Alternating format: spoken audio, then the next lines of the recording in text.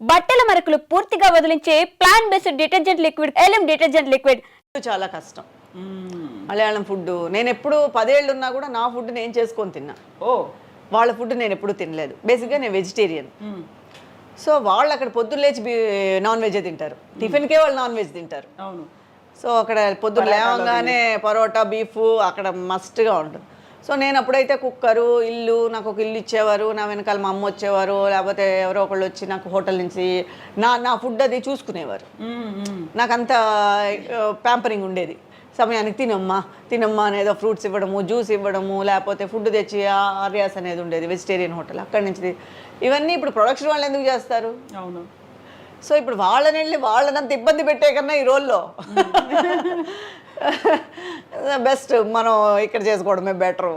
Egg కూడా తినరా? Egg ఒకసారి ట్రై చేశాను కానీ నాకు పెద్ద ఇంట్రెస్ట్ అనిపించలేదు. నచ్చలేదా? అంటే ఇంట్రెస్ట్గా తిందాము అనే ఆ ఫీల్ కలగలేదు. సో యూజువల్గా మీ డే షెడ్యూల్ ఎలా ఉంటుంది? ఏం తింటారు? సీరియల్ సంబంధించినంత డే షెడ్యూల్ అడగండి, వాళ్ళ కోసమే పుట్టాం మేము. డే షెడ్యూల్ ఎవరిని అడిగినా కూడా ఒకటే చెప్తారు, పొద్దున్నే లేదు అమ్మో టైం అయిపోయిందా, గట్టిగా కూర్చొని కాఫీ తాగి 10 నిమిషాలు మాట్లాడడానికి కూడా టైం ఉండదు ఇంట్లో వాళ్ళతో.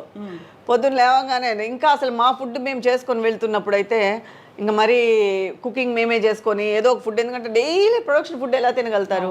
తినలేరు. బాడీ ఇప్పుడు మనకి మెటబాలిజంగా బాడీ మారిపోయినా కూడా ఫుడ్ వల్ల మారిపోతుంది అని దాని మీద వేసేస్తాం. ట్రూ. సో ఒకవేళ అక్కడ మనకు ఫుడ్ పడలేదు, ఒకప్పుడు పడిన ఫుడ్డే, ఒకప్పుడే తిన్న ఫుడ్డే ఇప్పుడు మనకు పడట్లేదు, ఎందుకంటే మన కండిషన్స్ మారిపోయాయి కాబట్టి. అందుకని పొద్దున్న లేచి పిల్లల్లాగా వంట వండుకొని క్యారియర్ కట్టుకొని పొద్దున్న 7:30కంతా ఇక్కడ బయలుదేరితే అక్కడ 8:30కంతా షార్ట్ తీయాలని వాళ్ళు ప్రెషర్గా ఫీల్ అవుతూ ఉంటే మేము గబగబా రెడీ అయ్యి ఆల్మోస్ట్ ఇంకా రాత్రి అమ్మయ్య వదిలేరా అనేటట్టు వరకు వాళ్ళ ముందే కూర్చొని వాళ్ళ అంతే రొటీన్ లైఫ్ అదే. ఎప్పుడైనా అనుకుంటా ఒక 10 రోజులు వెకేషన్స్ ప్లాన్ చేయాలి, అక్కడికి వెళ్ళాలి ఇక్కడికి వెళ్ళాలి అని. ఇప్పుడు కూడా అమెరికా వెళ్దామని ప్లానింగ్లో ఉన్నాము, కానీ వదలట్లేదా? నేను అన్న అప్పటికి ఒక 2-3 మంత్స్ టైం ఇవ్వండి, 2 మంత్స్ గ్యాప్ ఇవ్వండి, నేను వెళ్ళి వస్తానంటే అయిపోతుందమ్మా. ఇప్పటికి 1300 అయింది ఎపిసోడ్ లేదు. సో అయిపోతుందమ్మా, చూద్దాము, అయిపోగానే ప్లాన్ చేయండి. 1300 అంటే 3 ఏళ్ల నుంచి కంటిన్యూ అవుతుంది. 4 ఏళ్ళు అయిపోయింది. సో చూద్దామమ్మా, జస్ట్ ఇప్పుడైతే కొంచెం కష్టము, ఎందుకంటే కథ మీ మీదే పోతుంది. వాళ్ళు మనం లేదా కథే లేనట్టుగా వాళ్ళు మనకు చెప్తారు. సో టోటల్గా మీ మీదే పోతుంది కదా, అందుకని ఇప్పుడు నిజం కూడా యాక్చువల్గా అది ఫ్యామిలీ సబ్జెక్ట్ అనమాట. టోటల్గా మదర్ ఉండాలి, ఇంటికి పెద్ద దిక్కు మదరే. ఇంటి మదర్ లేకపోతే ప్రతిరోజు కనిపించాల్సిందే. మెయిన్ ఇంట్లో మదర్ లేకపోతే అంతా చిన్న చిన్న పిల్లలుగా ఉంటారు, అంటే ఒక ఫుల్ఫిల్నెస్ ఉండదు ఫ్యామిలీ. అందుకని సరే ఇంకా తప్పదని చెప్పి ఇది అయిన తర్వాత ప్లాన్ చేద్దామని అనుకుంటూ ఉన్నాం. So exercises, walking, gym. Walking 8కి ఎదురు చేసినట్టుగా చేస్తూ ఉంటాం, నెలకు చెయ్యాలి అని. చెయ్యాలి అనుకునేలోపు కొన్ని రోజులు మిస్ అయిపోతుంది, కానీ స్ట్రిక్ట్గా చేసేవాళ్ళు కూడా ఉన్నారండి. నేను అందులో సోంబేరి, మనం కొంచెం అంత సిన్సియర్ కాదు, కానీ సిన్సియర్గా చేసేవాళ్ళు కూడా ఉన్నారు. కొంతమంది ఆర్టిస్టులు 4ంటికి లేచిపోయి కష్టపడి, మరి అంత కష్టం చేయలేను నేను. డే అంతా అక్కడే గడిచిపోవాలి, పడుకోవాలేమో. మనకు నిద్ర ముఖ్యం అని చెప్పి 6ంటికి 5:30కి కానీ 5ంటికి కానీ తక్కువగా లేవం. లేచిన వెంటనే మనకి అయ్యో క్యారియర్ ఫుడ్ లేకపోతే కష్టం, అక్కడ ఫుడ్ చేసుకోవాలి ముందని ఫుడ్, అలా అలా అలా అలా అలా ఎక్కడ ఎస్కేప్ అయిపోతాం, ఎక్సర్సైజ్ దగ్గర ఎస్కేప్ అయిపోతాం. అంతే, అదొకటి మైనస్. మనమే చెప్పుకుంటాం, అయ్యో అందుకని చేయలేదు, లేకపోతే నువ్వు చాలా సిన్సియర్ చేసేసి ఉంటావు. అవును, వచ్చేసరికి లేట్ నైట్ అయిపోతుంది, చాలా అస్సలు కాళ్ళు నొప్పులు. ఈ మధ్య అయితే అసలు కాళ్ళు నొప్పులు ఎక్కువ అయిపోతున్నాయి అని చెప్పేసి పడుకోవడం. నెలకి ఎక్స్క్యూజెస్ ఎక్కువైపోయి చాలా మినిమల్ అయిపోతుంది. అలా ఉండకూడదు, నెక్స్ట్ నుంచి అయినా ట్రై చేస్తాను అలా ఉండకుండా ఉండడానికి. ప్రస్తుతానికైతే అలా ఎస్కేప్ అయిపోతున్నాం. ఇంకో సీరియల్లో మదర్ రోల్ రాకుండా ఉంటే ఇంకోటి ఏదైనా నేను అలాగే అనుకుంటాను. ఇది అయిపోయిన తర్వాత మనకని ఒక 15 days పెట్టుకుందాం, మనం టైం టేబుల్ కరెక్ట్గా, మన ఎక్సర్సైజ్ కరెక్ట్గా మనం చేద్దాం అనుకునేసరికి ఎవరో ఒకళ్ళు కథ చెప్తారు, బాగుంటుందని మీరే చేయాలని కదా, మనమే చేస్తే బాగుంటుంది కదా, సరే అయితే ఇది చేద్దాం అది చేద్దాం, ఎక్సర్సైజ్ చేసి అది కరెక్ట్గా చేసేద్దాం అని షాపింగ్కి వెళ్ళి 4 టీ-షర్ట్లు, 4 పైజామాలు, షూస్ అన్నీ కొని పెట్టుకోవడంతో కరెక్ట్గా ఉంటుంది. ఆ తర్వాత రేపటి నుంచి ఇంకా రేపు రావట్లేదు. న్యూ ఇయర్ రిజల్యూషన్స్ పెట్టుకున్నట్టు అన్నీ అలా ఉందన్నమాట. అన్నీ అలా కాదు, చూస్తూ ఉంటాయి నన్ను అల్మార్లోంచి అన్ని. ఎప్పుడు వస్తావు, ఎప్పుడు వెళ్తావు, ఇంకా నువ్వు చెప్పుకుంటున్నావా అని తిడతారు అనేది. తిడతారు చాలా మంది. ఏంటి నువ్వు అసలు మెయింటైన్ చేయట్లేదు, అందుకే చూడు నీకు మదర్ రోల్ వచ్చేసింది, నీ ఏజ్ వాళ్ళు ఇంకా నువ్వు హీరోయిన్గానే చేస్తున్నారు, నువ్వు అసలు మెయింటైన్ చేయవు అది ఇది అని. మనకి ఎక్కడ ఏం రాసి ఉంటే అది వస్తుంది అని చెప్పేసి గమ్మనం. కానీ మెయింటైన్ చేయాలి యాజ్ ఏ ఆర్టిస్ట్గా అవన్నీ మెయింటైన్. ఇప్పుడు ఆర్టిస్ట్ కాకపోయినా కూడా మెయింటైన్ చేయాలి. నాలాగా ఎవరు ఉండకూడదు, బాగా చేసుకోవాలి అందరూ. సో ఇన్నేళ్లలో 25 ఏళ్లలో మీరు సంపాదించిన ఆస్తులు ఎక్కువ, మీ హస్బెండ్ ఆస్తులు ఎక్కువ అంటే ఏం చెప్తారు? ఆస్తి మీద పెద్ద కాన్సన్ట్రేట్ చేయలేదు. ఆస్తులు అనేది ఎక్కువ తక్కువ అనేది తెలియలేదు నాకే. ఆస్తి అనేది అంటే బాబు చదువుకున్నాడు కదా, డాక్టర్ చేశాం కదా, కొంచెం ఆస్తులు కరిగాయి. ఆబ్వియస్గా కరుగుతాయి డాక్టర్ అంటే. సో ఓకే, దేవుడు పెట్టింది కొంచెం ఉంది అక్కడ. వెనకేసుకోవాలి అనే ఆలోచన రాలేదు? అంటే వెనకేసుకున్నది తక్కువ అనే చెప్పాలి, ఖర్చు పెట్టింది ఎక్కువ. ఓకే, పెద్దగా వెనకేసేసుకొని పెద్దగా కోట్లు సంపాదించేసింది కాదు, కానీ okay, not bad, not dependent. Okay okay. So యూజువల్గా మీనా కుమారి గారు అనగానే నటి సౌందర్య, సహజ నటి, అలాగే అందంగా ఉంటారు, మీలాగే ఎక్స్పోజింగ్, మిగతా వాటన్నిటికీ no no no no no అని చెప్పినటువంటి తనని రీప్లేస్ చేస్తారు అనేటువంటి ఒక ఫీల్ కూడా కనిపించింది కదా? అవునండి, నాకు సౌందర్య గారు అంటే ఎందుకంటే జయమన్న దేరాలో ఆవిడే హీరోయిన్. నాకు కాంబినేషన్ రాలేదు, కానీ మేము సెట్లో కలిసాం, తర్వాత ఫంక్షన్లో కలిసాం. 175 days ఫంక్షన్ జరిగింది తిరుపతిలో, అప్పుడు కలిసాం. నాకు ఆవిడంటే చాలా ఇష్టం. అంటే ఎంత నిజంగా మనం అనుకున్నట్టు మన లైఫ్ కుదరడం అనేది ఎంత కష్టమైన విషయం, అది ఈ ఫీల్డ్లో. అలా ఒక హీరోయిన్గా ఒక వెలుగు వెలిగారు అంటే నిజంగా ఆవిడ పోయినప్పుడు నాకు చాలా బాధేసింది. నేను అప్పుడు ఏవిఎం షూట్లో ఉన్నాను, అసలు నమ్మలేదు. లిటరల్గా ఏదో ఒక అక్కనో లేకపోతే ఎవరో క్లోజ్ ఇంట్లో వాళ్ళని కోల్పోయినట్టుగా కళ్ళలోంచి అలా ఆటోమేటిక్గా బాధ వచ్చేస్తూనే ఉండింది. ఇప్పుడు కూడా అసలు తలుచుకుంటే చాలా బాధ వేస్తుంది. ఎందుకంటే అలాంటి ఎవ్వరికి రాకూడదండి ఆ పరిస్థితి, మాత్రం ఏ ఆర్టిస్ట్కి రాకూడదు. నిజంగా ఎంతో కష్టపడితే కానీ ఆ పొజిషన్ రాదు. ట్రూ కదా, టోటల్గా. అలాంటప్పుడు ఆ పొజిషన్ని అంత తక్కువగా ఇది చేయడం అనేది చాలా కష్టమైన బాధాకరమైన విషయం. ఏ హీరోయిన్కి కానీ ఏ ఆర్టిస్ట్కి కానీ మామూలుగా ఎవరికి రాకూడదు, కానీ అంత కష్టపడి అంత ఉన్నత స్థాయికి వెళ్ళి ఆవిడలాగా అలాగే శ్రీదేవి గారి మరణం. సో ఈ రెండు డైజెస్ట్ అవ్వని విషయాలండి. సో టోటల్గా సౌందర్య గారిది అయితే మరీ దారుణం. ఆవిడ ఎంత పీక్లో ఉన్నారండి అప్పుడు, ఎంత అసలు కొంచెం కూడా చాలా బాధేసింది. అందులో అలా హెలికాప్టర్ క్రాష్ అయింది, అందులో నమ్మలేదండి అసలు. నిజం చెప్తున్నారా అబద్ధం చెప్తున్నారా అని చెప్పేసి తర్వాత నిజం అన్న తర్వాత అదే అనుకున్నా, ఒక ఆర్టిస్ట్గా అనుకున్నా. మనము ఒక ఆర్టిస్ట్ కదా, అప్పుడు ఎంత అప్పుడే పెళ్లి చేసుకొని సో ఒక లైఫ్ అనేది అప్పుడే స్టార్ట్ చేస్తున్నారు. ఎన్ని ఆశలు ఉంటాయి. అట్లా ఆవిడ చాలా నచ్చిన హీరోయిన్, ఆవిడ మరణం అనేది కూడా అసలు జీర్ణించుకోలేము. అందుకే ఈరోజు కూడా ఆవిడ స్క్రీన్ మీద వచ్చిందంటే బాధేస్తుంది.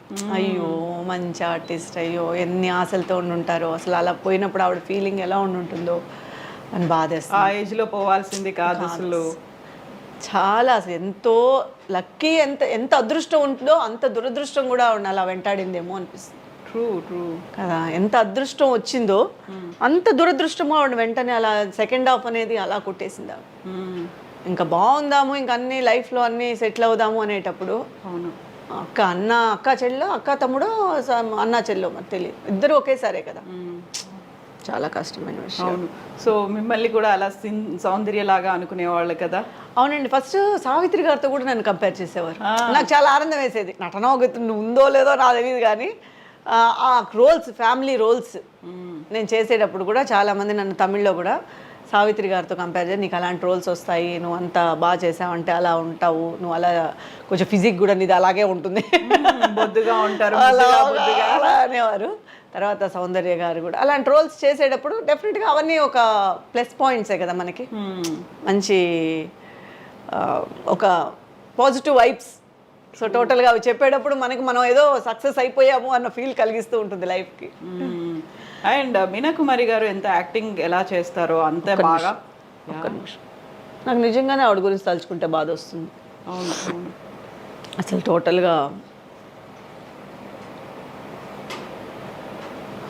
ట్రూ. సారీ. ఇన్నేళ్ళు అయింది దూరం అయిపోయి, అయినప్పటికి కూడా ఆల్మోస్ట్ ఒక 21 years అవుతున్నట్టుంది తను మనకు దూరం. అదే యాజ్ ఆర్టిస్ట్గా ఆలోచిస్తున్నప్పుడు ఏదో ఒక ప్రేక్షకురాలుగాను హీరోయిన్ గాను మరి నాకు తెలియదు కానీ అది ఎందుకో చాలా ఎమోషన్ అయిపోతాం అలా ఆ సిచ్యువేషన్ ఒక ఆర్టిస్ట్కి వచ్చింది అంటే. అలాగే సిల్క్ స్మిత గారు ఈ సూసైడ్ చేసుకుని అసలు అసలు ఎలా అనేదే పాపం అర్ధాంతరంగా దూరం దూరం అయిపోవడం అనేది జీర్ణించుకోలేకపోతాం చాలా మంది ఆర్టిస్టులు. True true true true.